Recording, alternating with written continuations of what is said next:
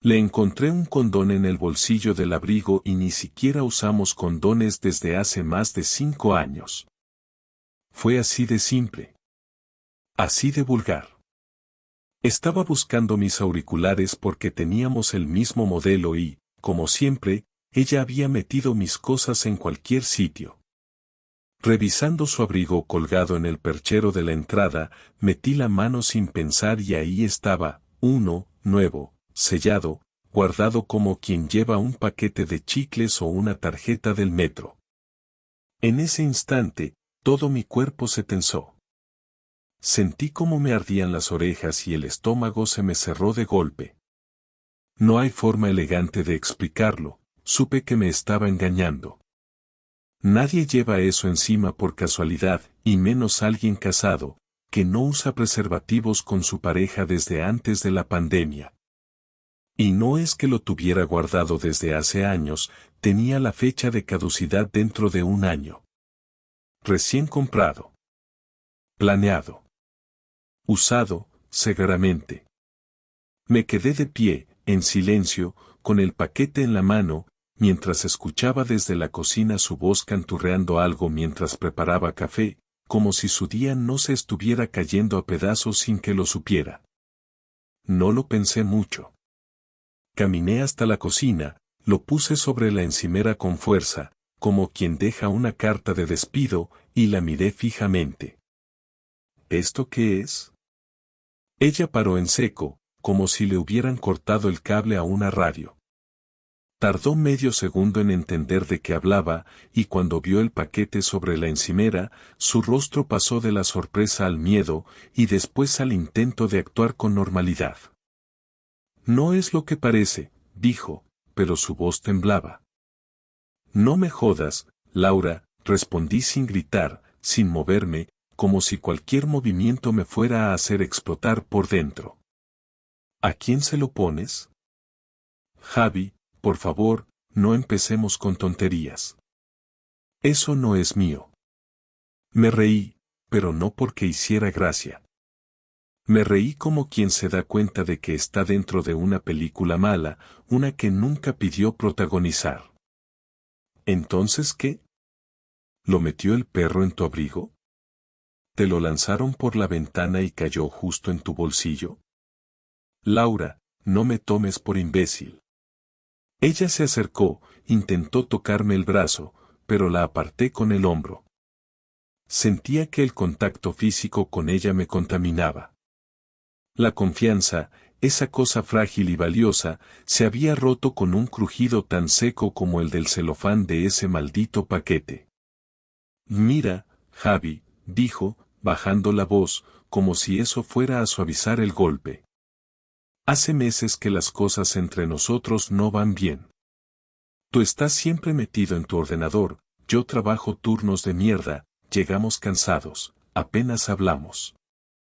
¿Y eso justifica que estés con otro? Ahí ya no pudo mentir. Se le cayó la cara.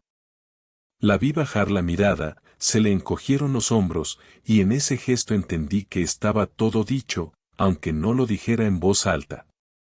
No necesitaba más pruebas. No necesitaba nombres. Solo necesitaba saber si había tenido la poca decencia de sentir algo de culpa. No fue planeado. No es alguien importante. Solo necesitaba sentir algo. ¿Y yo qué soy? ¿Un perchero donde cuelgas la bata cuando vuelves de estar con otro? Ella me miró con los ojos llenos de lágrimas, pero a mí no me salió ni una. Ni un nudo en la garganta. Ni siquiera rabia. Lo único que sentí fue asco. No por lo físico. Por la mentira. Por haber compartido cama, ducha, sofá, series, cumpleaños, cenas familiares, y saber que todo eso estaba contaminado por su silencio. ¿Cuántas veces? Pregunté. 3. Bueno, 4. No sé. No sabes. 4. Como si fuera una puta cuenta de puntos del supermercado. No dije nada más. Me di la vuelta y me encerré en el despacho. Sabía que ese momento marcaría un antes y un después, y que no podría mirar atrás sin ver esto. Sabía que nada volvería a ser normal, pero aún no imaginaba lo que venía. Esa noche dormí en el sofá, pero no porque quisiera hacerme el mártir ni por orgullo. Simplemente no podía compartir la cama con ella. Cada rincón de nuestra habitación me parecía sucio, como si todo estuviera impregnado por el olor de lo que había hecho. No pegué ojo. No porque llorara, no soy de los que se deshacen en lágrimas, sino porque mi cabeza no dejaba de girar en bucle con los mismos pensamientos. ¿Con quién? ¿Cuándo? ¿Dónde? ¿Me habrá mentido otras veces también?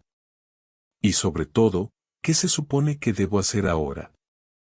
A las 6 de la mañana me levanté, me duché, me vestí como si fuera a salir a trabajar, aunque no tenía ningún cliente ese día, y salí a caminar.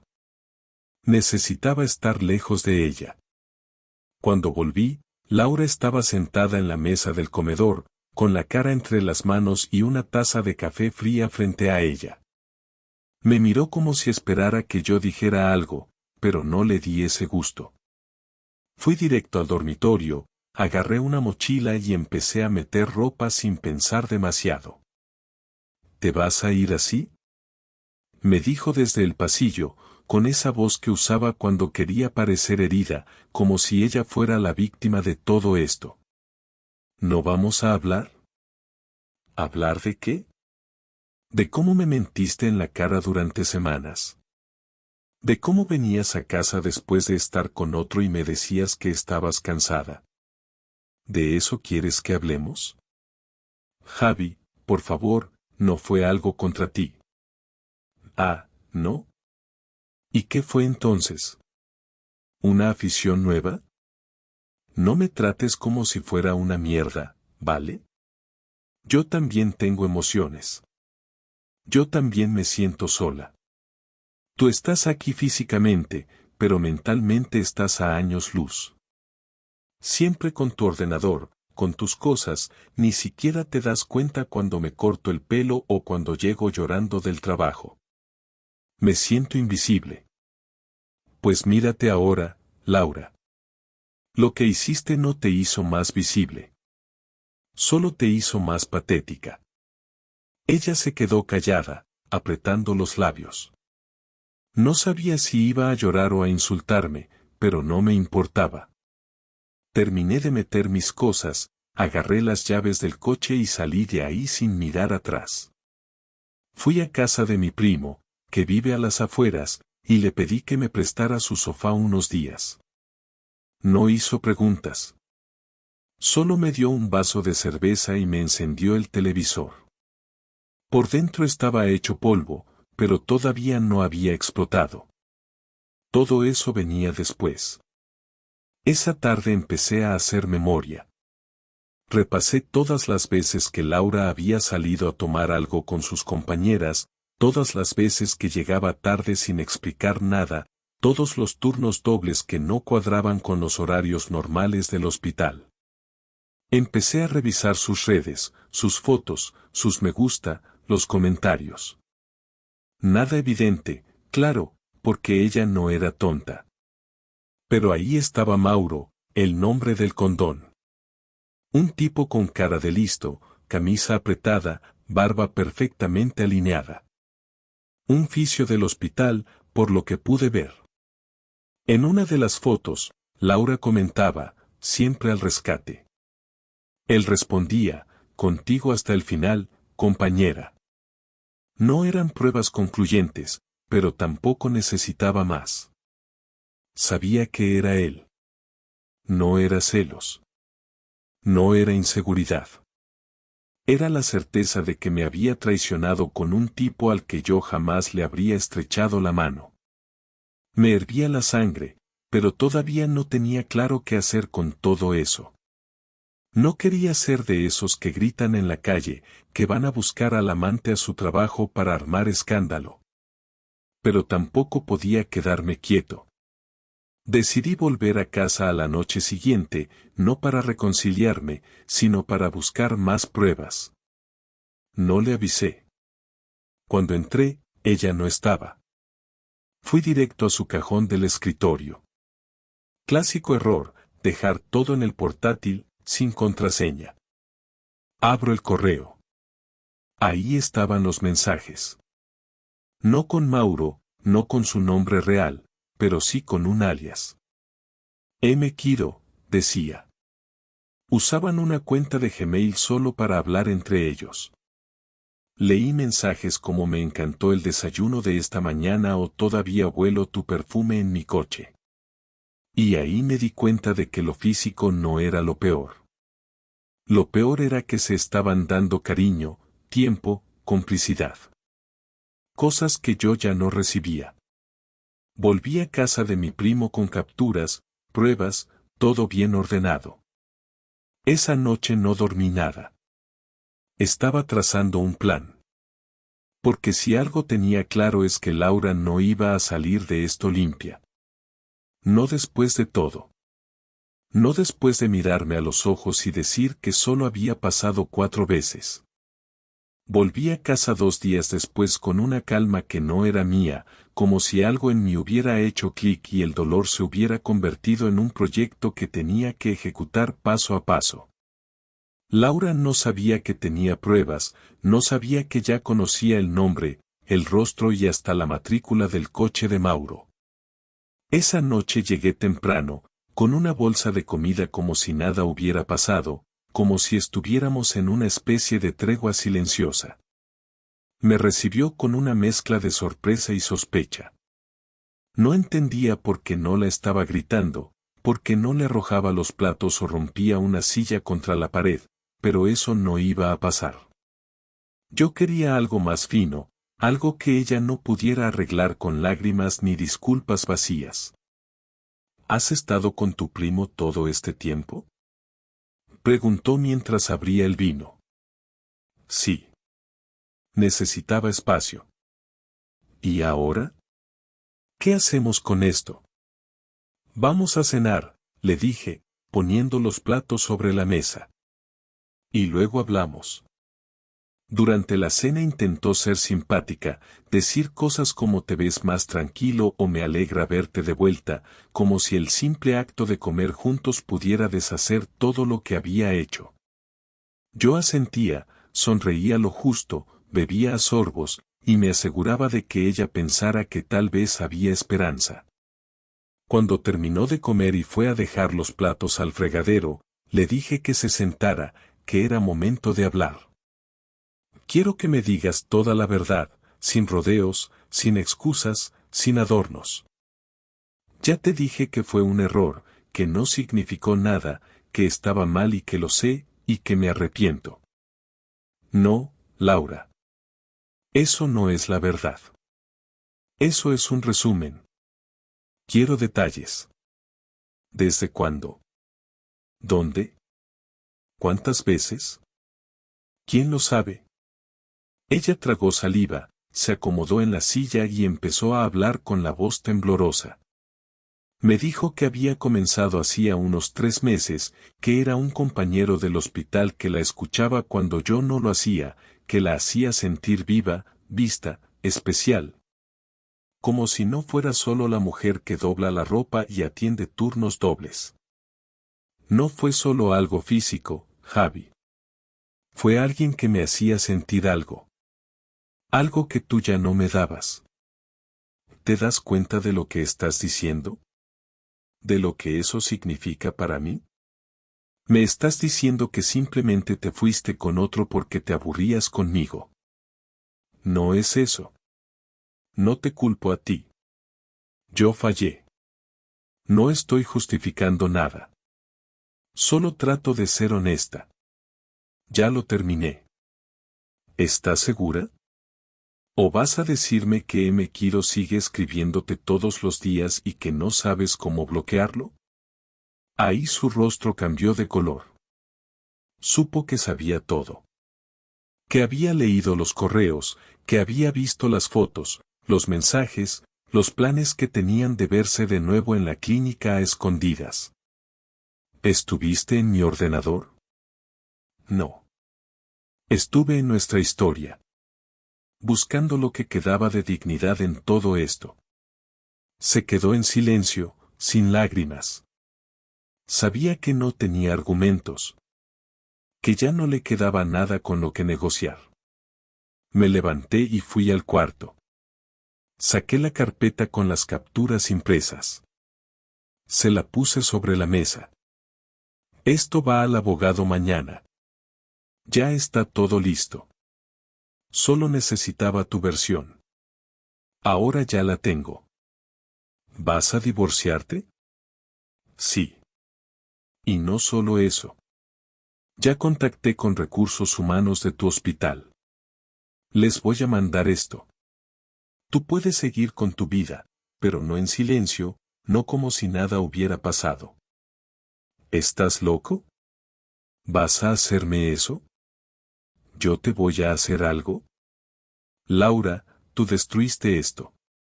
Yo solo voy a asegurarme de que no te salgas con la tuya. Ella empezó a hablar rápido, nerviosa, justificando que Mauro era un error, que ella estaba confundida, que era la presión, la rutina, lo que fuera. Yo solo la miraba, como quien escucha un discurso de alguien que ya no tiene poder sobre ti. Cuando se dio cuenta de que no había marcha atrás, se levantó y subió al dormitorio sin decir nada más. Me quedé en el comedor, con la carpeta aún abierta y su copa de vino a medio tomar. Esa noche dormí como un niño, por primera vez en semanas. No por felicidad, sino por certeza. Ya no había dudas. Ya no tenía que imaginarme nada. Ahora todo estaba claro, y lo que venía era solo cuestión de ejecución. A la mañana siguiente, ella no estaba. La puerta principal se cerró antes de que yo siquiera bajara de la cama. Supuse que había ido al trabajo o que simplemente necesitaba salir de la casa después de la noche anterior. Me dio igual. Lo único que hice fue preparar café, revisar que la carpeta con las pruebas estuviera completa y llamar al abogado. Tenía una cita ese mismo día a las 3 de la tarde. No era un trámite complicado, el piso estaba a mi nombre, no teníamos hijos, no había que discutir custodia ni pensiones, solo dividir los muebles, las cuentas conjuntas y firmar los papeles. El abogado me explicó que, si yo quería presionar, podía alegar infidelidad con pruebas, lo cual facilitaba bastante las cosas. Le dije que sí, que tenía pruebas y que no pensaba dejarle nada más que su ropa y su coche. Después de colgar, me dediqué a vaciar sus cosas del armario. Tenía claro que no quería seguir viéndola en la casa una vez que los papeles estuvieran en marcha. Hice 3 cajas grandes, una con su ropa, otra con libros, maquillaje y accesorios, y la última con fotos y recuerdos. Todo fue al trastero, cerré con llave y dejé la copia en el buzón. Cuando volvió por la tarde, ya sabía que algo había cambiado. Entró y se quedó parada en la entrada, mirando el vacío del armario y el sobre la mesa. ¿Esto qué es? La copia de la demanda. El original ya está en manos del abogado. En cuanto firmes, todo se resuelve rápido. ¿Y mis cosas? Están en el trastero. No quiero que sigas aquí mientras esto se termina. Te vas hoy. Ya pedí que cambiaran la cerradura para el lunes. ¿Así de fácil? ¿Me echas como si fuera una extraña? No. Te echo como lo que eres, alguien que traicionó mi confianza y no tiene derecho a seguir durmiendo bajo el mismo techo que yo. No tengo a dónde ir. No es mi problema. ¿Tienes a Mauro, no? Él no tiene nada que ver ya. Se terminó. Pues ahora es el momento perfecto para comprobar si de verdad terminó. Porque si sigue apareciendo por tu vida después de hoy, Quiero que sepas que todo lo que me prometiste anoche fue una mentira más. Ella no dijo nada más. Subió, metió ropa en una maleta pequeña, se puso una chaqueta, bajó sin mirarme y salió por la puerta. Me quedé en el sofá, con la televisión encendida en silencio, mirando un punto fijo en la pared como si fuera posible borrar los últimos meses con solo no pensar en ellos. No lo conseguí, claro. Me dolía más de lo que estaba dispuesto a admitir. No por ella. Por mí. Por la versión de mí que había creído en ella durante tanto tiempo. Las siguientes horas fueron raras. Recibí mensajes de su hermana, de su madre, de una compañera del hospital que yo conocía de vista. Todos decían lo mismo, que estaba dolida, que no era mala persona, que había cometido un error, que yo también tenía que asumir parte. No respondí ninguno. Me limité a reenviar la carpeta con las capturas a cada uno. Que la verdad se defendiera sola. Esa noche, por primera vez en muchos años, comí solo en casa sin pensar en que le iba a preparar a ella. Hice un plato congelado, abrí una cerveza, y me senté en la mesa vacía. Silencio absoluto. Ninguna voz hablando desde el baño, ningún ruido de secador, ninguna taza de té a medio tomar sobre la encimera. Era un vacío raro, incómodo, pero necesario. Al día siguiente, pasé la mañana en casa del abogado firmando los documentos. Todo fue rápido. Me explicó que ahora tocaba esperar que ella firmara, y que si no lo hacía, podíamos iniciar un procedimiento unilateral alegando abandono del hogar e infidelidad. Le dije que no me importaba el tiempo, solo quería que no pudiera volver a pisar mi casa sin mi permiso. Volví al piso y revisé la cámara que había instalado en la entrada. Era una medida extrema, pero no pensaba correr el riesgo de que se metiera a escondidas mientras yo no estaba. No me interesaban más sorpresas. Lo último que quería era verla aparecer con llanto y bolsas de ropa como si todo pudiera volver a ser como antes. El domingo por la noche, recibí su mensaje. Necesito hablar contigo. Una última vez. Solo eso. No te pido nada más. Le respondí con una sola frase. Mañana a las 7 en el café de la esquina. 10 minutos. Sabía que no iba a cambiar nada, pero había algo en mí que todavía quería escuchar cómo justificaba todo, cómo pensaba explicar que traicionar era algo menos grave si se hacía por sentirse viva. A las 7 en punto ya estaba sentado en la mesa del fondo, justo al lado del ventanal. No había pedido nada. No quería que la conversación durara más de lo necesario. Ella llegó 2 minutos después, sin maquillaje, con una chaqueta gris que le colgaba como si no fuera suya, y el pelo recogido de cualquier forma. Se sentó frente a mí sin decir nada, y durante varios segundos, solo se escuchaba el ruido de los platos en la cocina y la cafetera soltando vapor. Gracias por venir, dijo finalmente, bajando la mirada. 10 minutos. Empieza. Quería pedirte perdón. Pero no por lo que hice, sino por cómo lo hice. Por mentirte, por esconderlo, por no tener el valor de decírtelo cuando empezó. No me interesa un perdón general. Quiero entender algo. ¿En qué momento decidiste que yo era tan poco importante como para acostarte con otro sin siquiera dudar?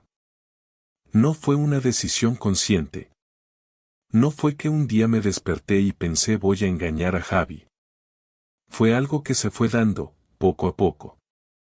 Primero eran charlas, luego cafés, después un día me abrazó cuando estaba mal, y no lo detuve.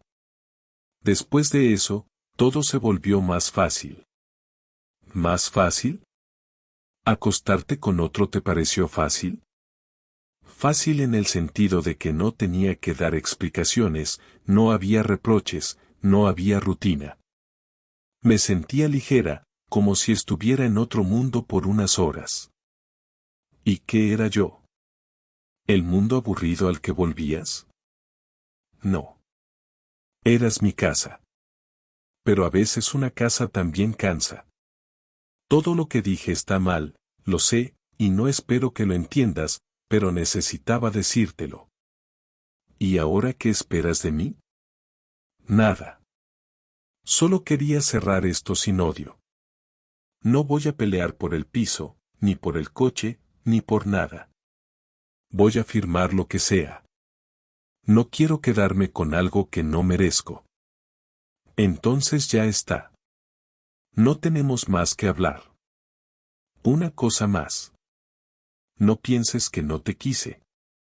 ¿Por qué lo hice? Mucho. Solo que no supe conservarlo. Me perdí. Me dejé arrastrar por mis inseguridades, por mi necesidad de validación. Y cuando me quise dar cuenta, ya había hecho daño. Pues tu daño tiene consecuencias. Lo que hiciste no solo destruyó nuestra relación. Me obligó a verme a mí mismo como un tipo al que pueden mentirle a la cara sin que se dé cuenta. Y eso no se olvida. Lo sé. Lo entiendo. Y por eso me voy. Mañana empiezo a buscar otro sitio para vivir. Mientras tanto estaré en casa de mi hermana. No necesito saber dónde vas. Solo que no vuelvas. Se quedó callada un segundo, como si esperara que yo cambiara de opinión, que le dijera algo distinto, pero no lo hice. Se levantó, me miró por última vez y se fue. No hubo abrazo, ni lágrimas, ni drama. Solo una despedida seca, sin adornos. Y así debía ser. Volví a casa sin sentir alivio, sin sentirme mejor, pero con la certeza de que ya nada quedaba pendiente. No quería venganza, no quería verla arruinada, solo quería estar lejos. Esa noche, volví a dormir en nuestra cama, que ahora era solo mía. El silencio era el mismo, pero ya no dolía. Solo estaba ahí, como una habitación vacía que ya no espera a nadie. 2 semanas después, firmamos los papeles en la notaría. Todo duró menos de 10 minutos. Ella estaba acompañada por su hermana. Yo fui solo. No hubo palabras entre nosotros. Solo un cruce de firmas, unos gestos de cortesía vacíos, y una puerta que se cerró detrás de ella para no abrirse más. Esa noche salí a cenar con mi primo. Comí bien, bebí mejor, y por primera vez, no hablé de ella. El lunes siguiente fui a cambiar la cerradura. El cerrajero tardó menos de media hora. Le pagué, cerré la puerta, y me senté en el suelo del salón a mirar la casa. Todo seguía en su sitio, pero todo era diferente. Decidí que era hora de cambiar cosas. Pintar, mover muebles, donar ropa vieja. No por despecho, sino porque necesitaba que el espacio reflejara mi nueva vida. Una sin mentiras, sin explicaciones, sin esperas. No fue fácil, pero tampoco fue insoportable. Las semanas pasaron. Volví a salir con amigos, retomé proyectos que había dejado olvidados, y me di cuenta de algo que no había notado en años: me sentía bien estando solo. No necesitaba a nadie para llenar el silencio. Solo necesitaba estar en paz. Y esa paz, por fin, la tenía. El último mensaje que recibí de ella llegó 3 semanas después de haber firmado el divorcio. Era una nota corta, sin adornos, donde me decía que ya se había mudado a un estudio en Patrick's. Que había encontrado trabajo extra como auxiliar en una clínica privada y que agradecía que no le hubiese hecho la vida más difícil. Lo leí una vez, lo dejé sin responder y lo borré. No porque me diera igual, sino porque ya no tenía sentido seguir atado a nada. Había pasado demasiado tiempo sosteniendo una relación que se había deshecho mucho antes de que yo lo notara. No necesitaba su gratitud, ni su versión de los hechos, ni su deseo de cerrar las cosas con respeto. Ya las había cerrado yo. En esos días, me vi obligado a repensar muchas cosas. Había pasado años creyendo que si uno era leal, presente, generoso y paciente, eso garantizaba que todo iba a ir bien. Me equivoqué. Aprendí que el amor no es un seguro de vida ni una garantía contra el aburrimiento o la traición. Lo que pasó con Laura no me convirtió en un cínico, pero sí me hizo mucho más consciente de que hay cosas que no se pueden controlar, por mucho que uno lo intente. No se puede evitar que alguien cruce la línea si esa persona ya ha decidido que tus límites no le importan.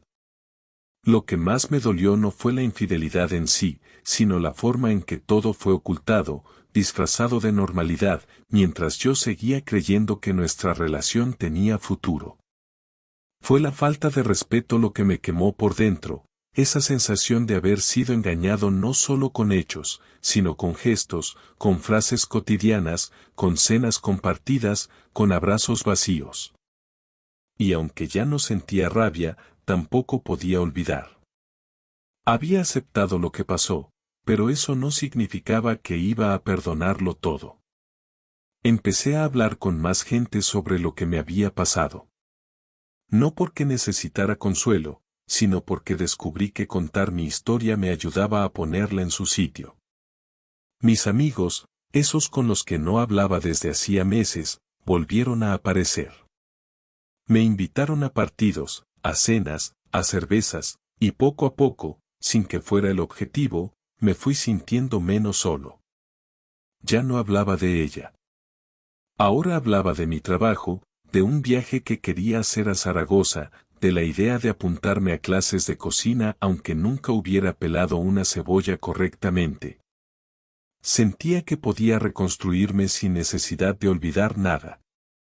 No quería empezar desde cero.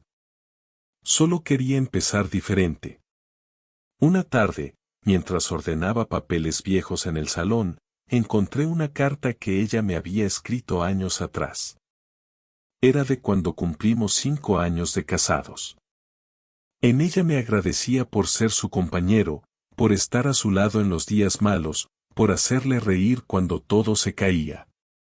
La leí sin nostalgia, con la tranquilidad de quien ya sabe que esas palabras dejaron de ser verdad mucho antes de que nadie lo admitiera. En vez de guardarla, la rompí en trozos pequeños y la tiré. No por odio, sino porque ya no necesitaba ese recuerdo en un cajón. Poco después, el abogado me llamó para confirmarme que todo estaba terminado. Legalmente ya no quedaba nada entre nosotros. Ni cuentas, ni bienes, ni papeles. Me deseó suerte, le di las gracias, y colgué. Miré la hora, abrí una cerveza y salí al balcón. No sentí alivio, ni tristeza, ni victoria. Solo una calma silenciosa. Una página que, aunque no quería escribir, ya estaba completamente cerrada. A veces me preguntan si volvería a confiar en alguien. No lo sé. No tengo prisa.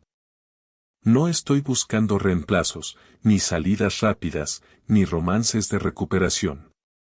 Quiero estar bien solo, porque ahora entiendo que estar solo no es el problema. El problema es estar acompañado por alguien que te miente mientras te abraza. Y eso no pienso volver a permitirlo.